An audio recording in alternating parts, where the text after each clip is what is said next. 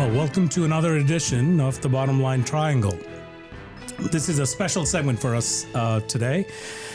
We are going to announce the business persons of the year for Triangle Business Journal.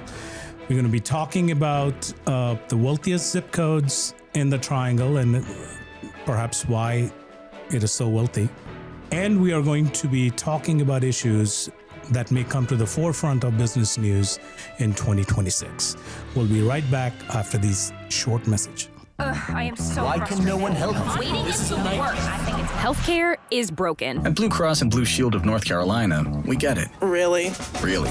That's why we're making healthcare better for all. Starting with you. Yes, you, Daryl. We're making plans easier to navigate by putting your benefits, prescriptions, and details all in one place. Convinced? No. But it's a start. We'll take it. Blue Cross North Carolina. Making healthcare better for all. Starting with you.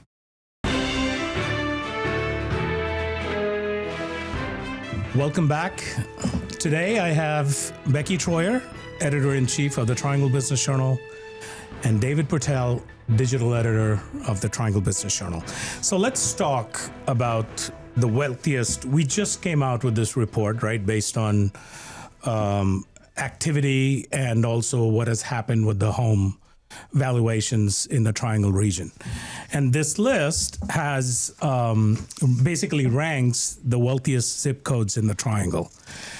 The number one zip code in the Triangle is 27608 in Raleigh. Becky, where is this?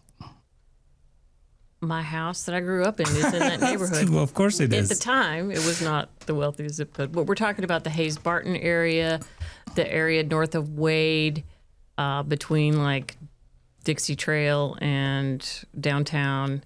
So 5 Points, that area. There's a lot of tear downs and rebuilds going on, especially all up and down St. Mary's in that area. So, David, based on this list, and I believe you did a story on this too,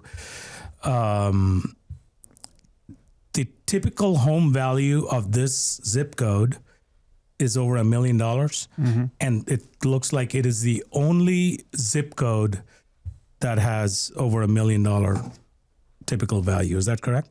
Yes, that is the only one in the wider Triangle region that's had that level of home value for the past about year and a half, I think. I've been tracking it.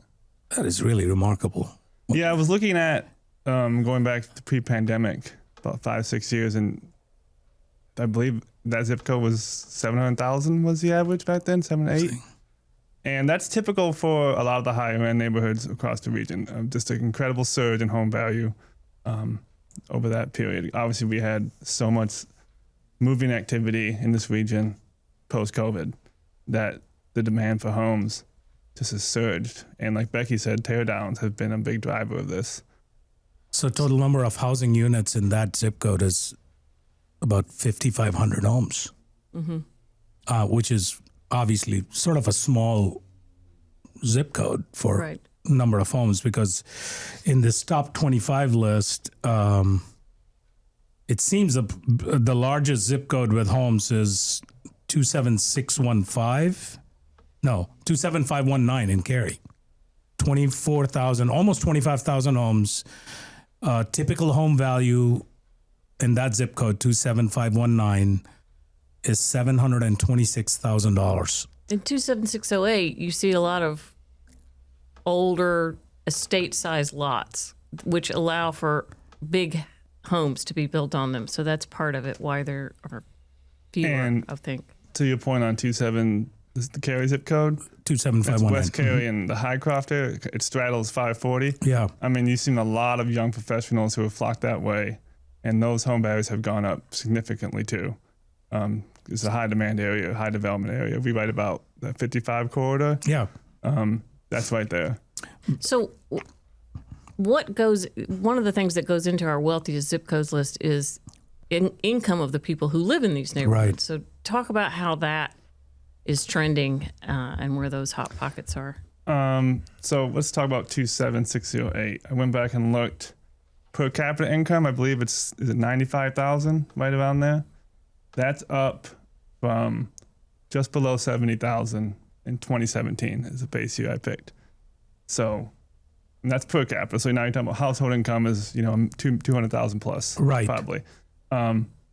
So just incredible surge. Same thing in the Cary zip code. High earners are moving to these areas, and it's driving up home values because they can afford to pay a lot of them cash. And some of these are coming from other parts of the country where they're used to paying a lot more for homes. We know we've had a lot of people come from the West Coast here. That's been a big drive of the teardowns. But I think the high demand in those core areas is what's really driven up prices. It's not a surprise that among the top 10 wealthiest zip code, 1, 2, 3, 4 of them from Cary, right? Cary zip codes, and 6 Raleigh. So Durham, the first time Durham comes into play is 27713. Per capita income of $54,000 and a typical home value $443,000. These numbers, I mean, you mentioned it's gone up like 30% over the past 3, 4, 5 years. Now we are beginning to hear values are coming down, right? His recent story, you were tracking home prices and inventory is up. It's taking longer to sell houses, so it's turned into a buyer's market again. These things come in cycles. Where are things moving the most? I think you did a story recently on. Southwest Wake County, Apex, Fuquay, Holly Springs. That's where a lot of new homes are being built. So first-time homeowners are flocking there. Wendell, huge. I think Eastern Wake County is going to have a huge explosion in population in the coming years just because that's where big residential projects are going. Garner is even gaining steam. We've written about that a few times. And then again, West Cary going toward Chatham County line, Jordan Lake, a lot of housing projects planned there. And to her point, we kind of had to slow down the housing market last couple of years because mortgage rates spiked. That kind of allowed the home builders to catch up. Yeah. So inventory has gone up. We saw a slow year last year, but I went back and checked. This year, every month, March through October, more home sales closed across the region than last year. So activity is picking up. Demand is there. What's going to happen next year? It's probably going to depend a lot on mortgage rates. Yeah. It could go either way, I think. But I would keep an eye on Southwest Wake County going forward. The interesting part of all of this is if the inventory goes up and this 63 days average home in the market now, that has gone up too. I think I read that in Stacy Anfinson's report, TAR report, or whatever it's called. It's going to be interesting to see what happens to home prices next year. We all know rentals are coming down. Rental rates are falling quite well. Fascinating piece for listeners and viewers. If you are interested, if you missed this, they can find it on our site. Is that correct? Yes. Okay. Better yet, subscribe. We will be right back with our next segment. I am so Why can no one help me? Waiting This is to a nightmare. work. I think it's Healthcare is broken. At Blue Cross and Blue Shield of North Carolina, we get it. Really? Really. That's why we're making healthcare better for all. Starting with you. Yes, you, Daryl. We're making plans easier to navigate by putting your benefits, prescriptions, and details all in one place. Convinced? No. But it's a start. We'll take it. Blue Cross North Carolina. Making healthcare better for all. Starting with you.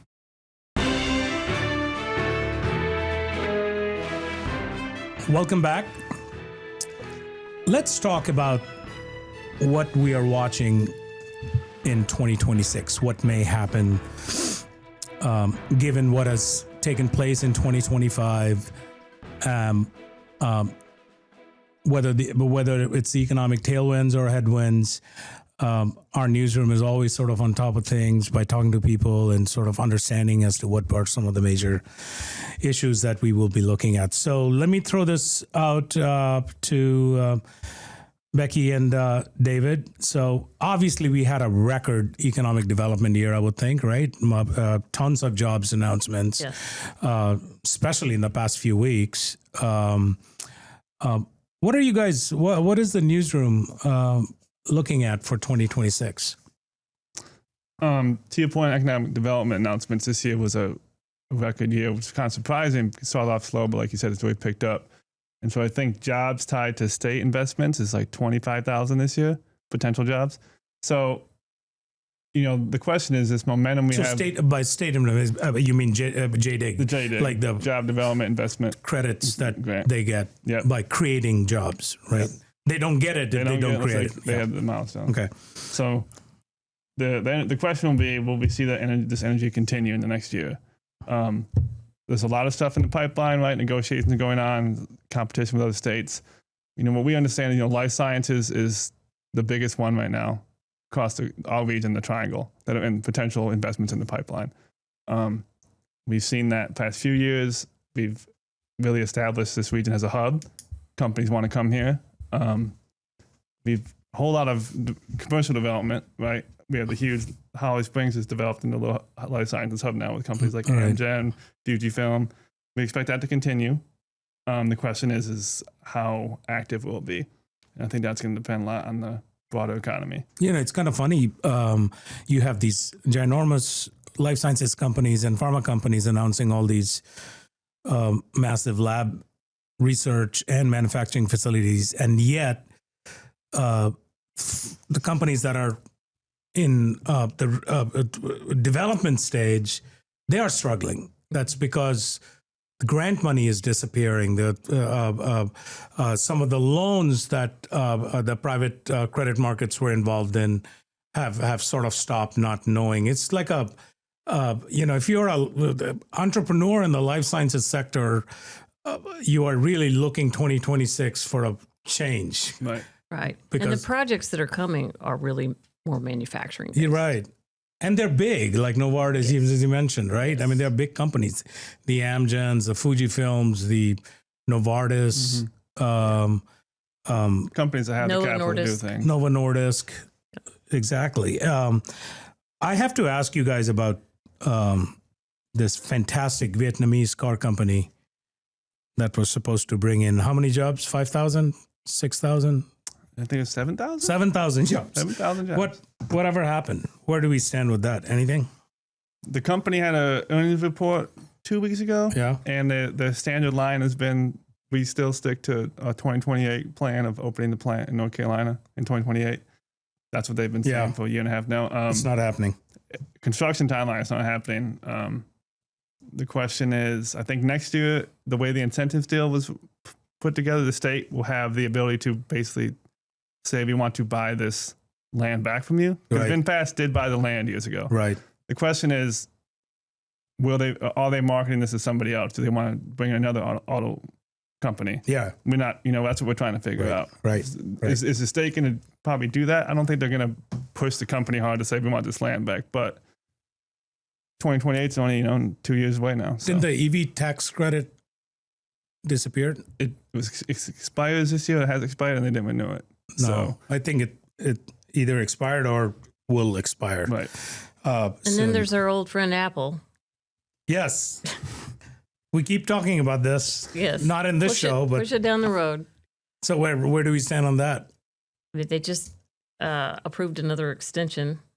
They officially got their extension, which they had said they were going to do last year. Now it's made official by the state saying, yes, you have more years to meet the goals that we set out back in 2021. Yeah. So, I mean, they have a presence in North Carolina. It's just not the big campus that they promised to bring. Yeah, according to what state documents show, they have more than 1,600 workers in the state full time. Yeah. We do know, we've been told that they're leasing office space at the MetLife campus in Cary. We're told they have 800 employees there, based there. So they've built jobs here, but the big thing was this multi-building campus transformational project that we're still waiting on. Yeah. Let's go to real estate. In our first segment, you mentioned about the wealthiest zip code and what the market is doing with inventory and all that stuff. So what is our real estate reporter following, Kaylee Thompson? What is she following for next year? What are the home builders or the brokers talking to them about that marketplace? In terms of residential, it's custom home builders, so smaller home builders have been popping up. a lot. We've had in our Fast 50 awards past couple of years, and each time a handful of local home builders, mostly custom home builders. Yeah. So that's been a new trend, as we've talked about. It's getting more wealthy our region, and people wanting to build new custom homes or do tear downs, and that's definitely a trend that's going to continue, I think. On the commercial side, the question remains, when will we start seeing new office leases, large, 50,000 square feet plus instead of 5, 10, 15? We're not sure. We know we just had that big announcement from Aspidia Financial. We're thinking they want to go in the old ICBA building off I-40, $10 million. It hasn't been publicly confirmed yet. That's what we think. Yeah. So that would be, they would probably take, I think, 2 or 3 floors maybe. Yeah. So that'd be a big deal. Yeah. So I was looking at PwC's projections for the real estate market in 2026, and Raleigh is one of the markets to watch. It's moved up from number 12 on their list to number 11. The Southeast is the strongest commercial real estate market right now, for sure. What is the number 1 market, they say? Austin? Again? Dallas, I think. Dallas? Yeah, it was Dallas. But, some areas are growing faster than others. Industrial has been very strong, continues to be. That may level out, we think. And, data centers, which is somewhat of a controversial concept in terms of not creating very many jobs, but taking up a lot of space and utilities. Nonetheless, energy. Those projects are lucrative for the developers. So, that's something we will continue to watch. And some communities have flat out rejected them. And I have a feeling, this is my prediction,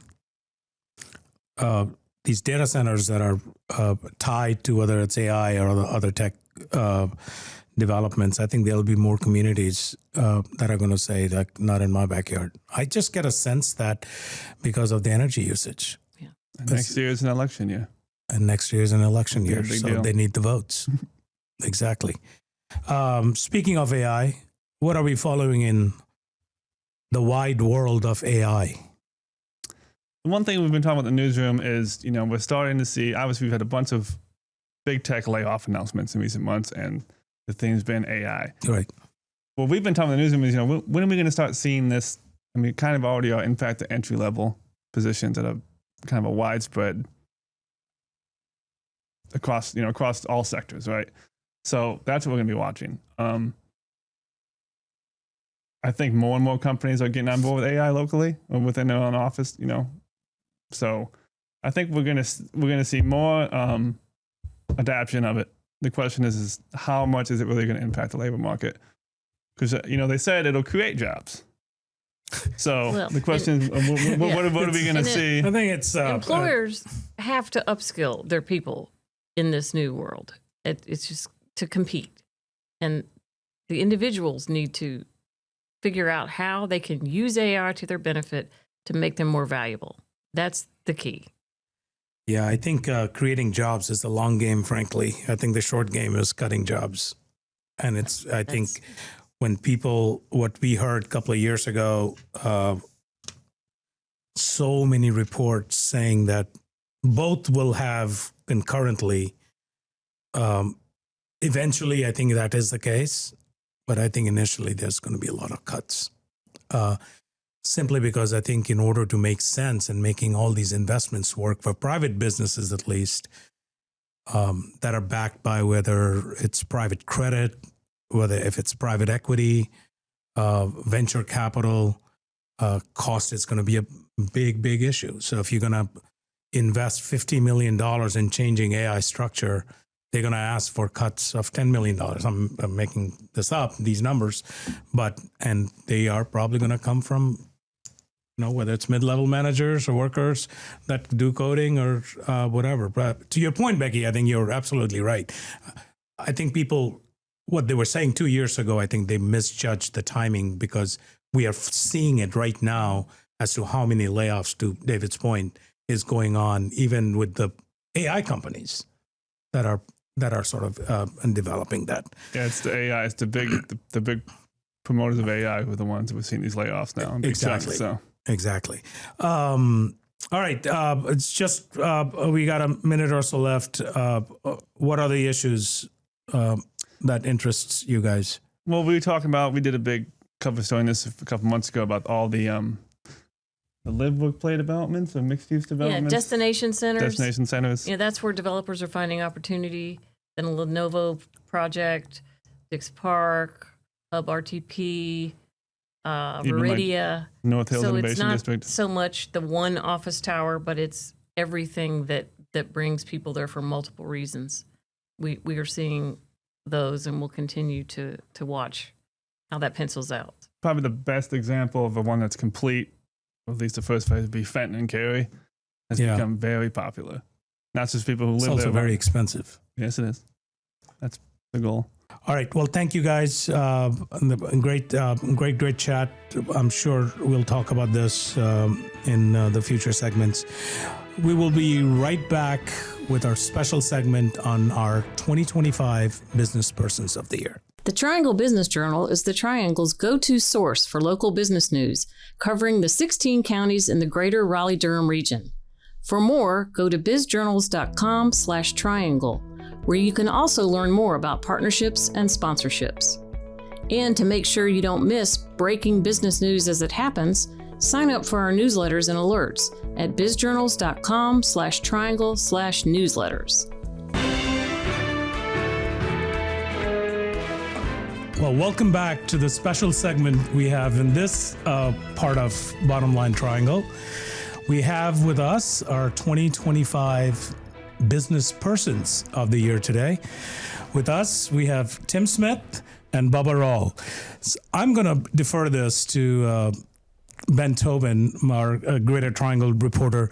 Ben, tell me as to how the selection process went. Why did we choose Tim and Bubba to be this year's Business Persons of the Year? Absolutely. So Tim and Bubba, as you know, this is a very rigorous process that we spend weeks deliberating who has made the most significant contributions to the business community, to the wider Triangle area this year. And for you two, on a personal note, I've been here for 2.5 years, and one of the first names I need to read about was Bubba Rawl and Tim Smith with Understanding Chatham County. So you two are the business people of the year, or the business persons of the year, because this year has been significant for Chatham Park, a decades-long project for you all.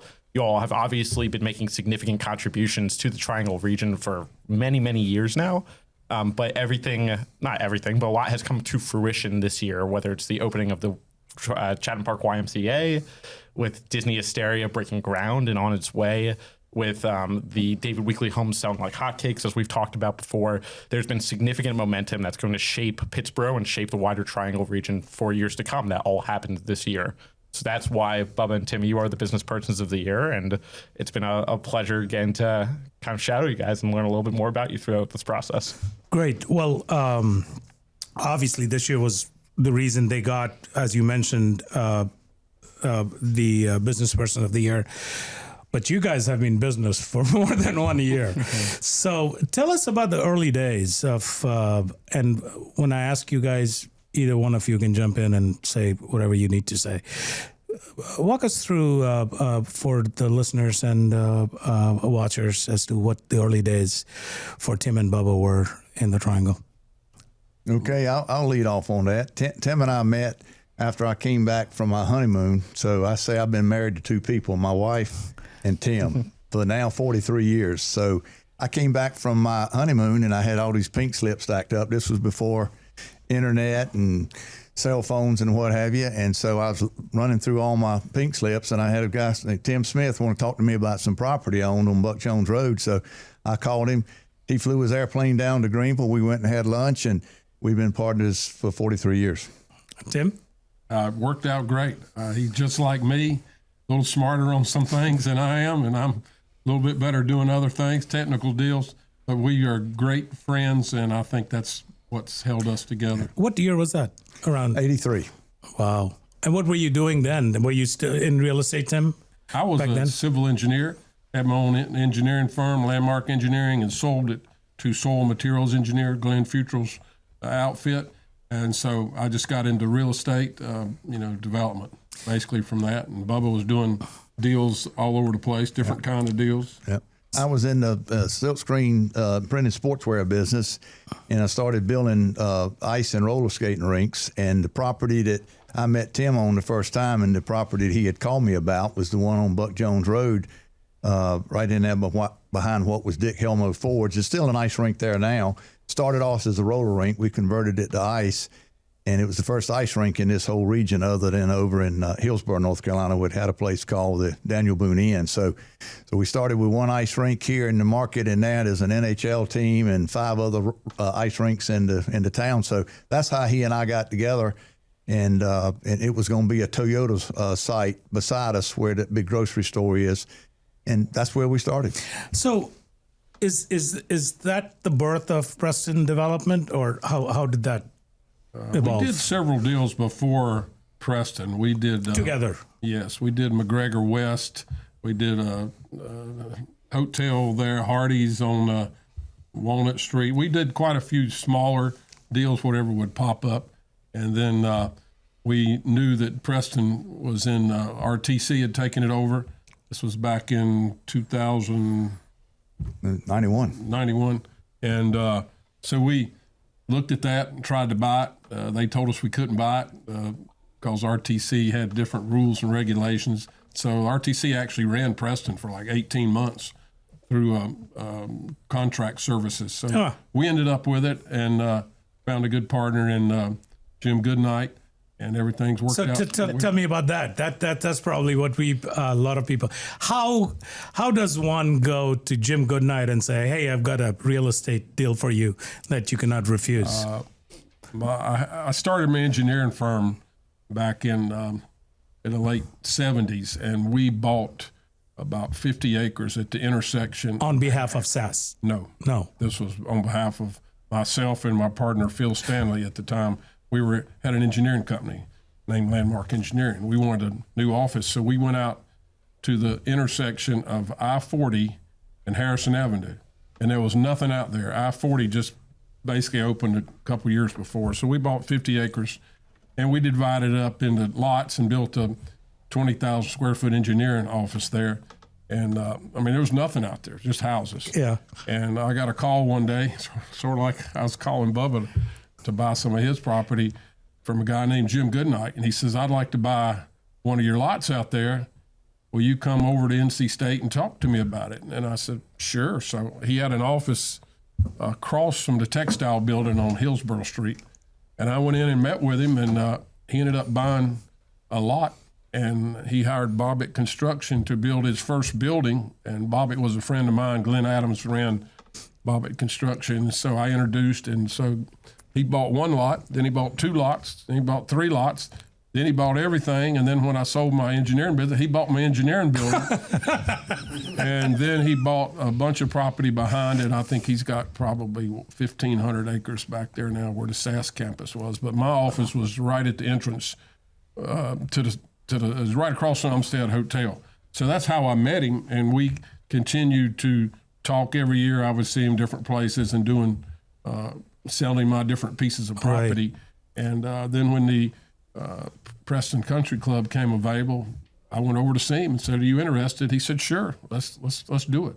So I'd already had a good relationship with him. And what year was this? 91. Yep. We bought the project. Have you ever said he's going like, "What the hell is this? Why are you bringing this to me?" Oh, yeah, all the time. We'd bring him deals, and he'd say, "Well, what is it?" And we'd explain it to him, tell him where it is. And our philosophy was to buy property, big pieces of property, in the way of growth. We knew that the growth was going to catch up with it. So we've held some properties like Chatham Park. We started there 22 years ago, looking at property and buying property. So we're long-term holders. So it takes a little bit of convincing to convince somebody that you're going to be involved in this. But everything we've done's been very lucrative and turned a profit. So we're happy, he's happy, and we're still here. Yeah. Say you had to start from scratch today. What town, what municipality, what county would you guys look to as far as the area growth will head? A town of 4,000 that you think could explode into 100,000 eventually in the region. Today? We had to start today. If you had to start today. It would be Pittsburgh. Yep. Or Sanford. I think Pittsburgh or Sanford are the two most areas that are going to grow the most in the next short period of time. People call me all the time. Tim, I got some money to invest. Where do I need to invest it? And this has been going on for, let's say, 10 years. I've told all of them, Chatham County. You invest money today, 10 years from now, it's going to be double, triple. And it has. They've made a lot of money off of it. So let's talk Chatham Park, right? So Cary was already sort of growing. Booming back then. There was nothing in Chatham Park. I mean, Correct. well, there was some. I shouldn't say nothing. And here you come with this ginormous plan. I mean, if I'm a Chatham Park or Chatham County resident, I'm going like, what are they doing? Is that what you? We were a little crazy back then. We did a lot of development in Cary, Apex, Holly Springs. So we saw that growth, and the prices of land out in West Cary, it's approaching $200,000 an acre, $250,000 an acre. Like around the Cary area. Yeah, in the Cary, western Cary area, going over toward the Chatham County line. And so we started looking around, and we had a piece in mind, 1,600 acres over right south of Pittsburgh. So we went and looked at that. You could buy land for $7,000 an acre over there. So we started putting land together, and then it grew and grew and grew. And right now we got 8,500 acres, bought over 150 different parcels. So what was the average price of that? Since you started buying at 7,000, it's probably gone up quite substantially now. Yeah, our last big tract, we paid close to $100,000 an acre for it. What is your average? What was the average? Well, I think, you start from the first big block. We bought pieces. The first one we purchased was 1,600 acres, and we bought stuff as small as a half acre that we just needed. It's hard to collectively say, because when you say what you buy something in back in, 20 years ago versus what it is now, just normal inflation and the cost of what we've created in the market has changed. We sort of punished our own purchasing power by creating value, which is fine. And how have you guys earned the trust of the community along the way? There was vociferous opposition. There still has been some pretty vocal opposition when it comes to the South Village, which we can talk about in a little bit here. But what have been your techniques to say, we're not just going to bring a Cary, bring all of Wake County into Pittsburgh. We are going to keep the character, and we are going to, honor the people who live here currently. Well, I think everybody's heard the saying NIMBY, which is not in my backyard.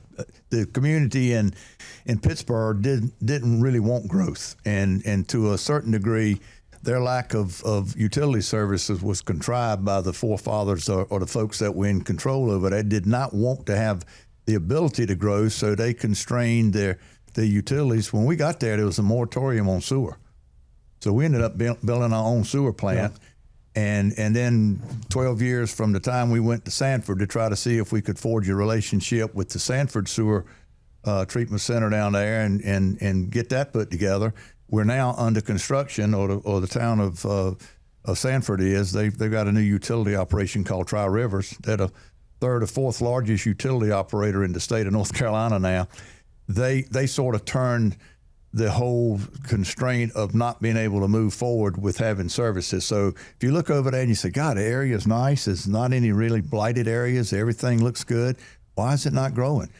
You got to have water and sewer services. And so we've overcome that. And as a result, we're on a trajectory, I would think, right now to not only just change what we're doing in Chatham Park, but there's a lot of units and a lot of other opportunities inside the Pittsburgh city limits, ETJ, and in Chatham County that will be beneficiaries of utilities coming. So the market's going to grow. It's going to grow at a fairly rapid pace. So you think you have sort of calmed the fears of these residents? Oh, no.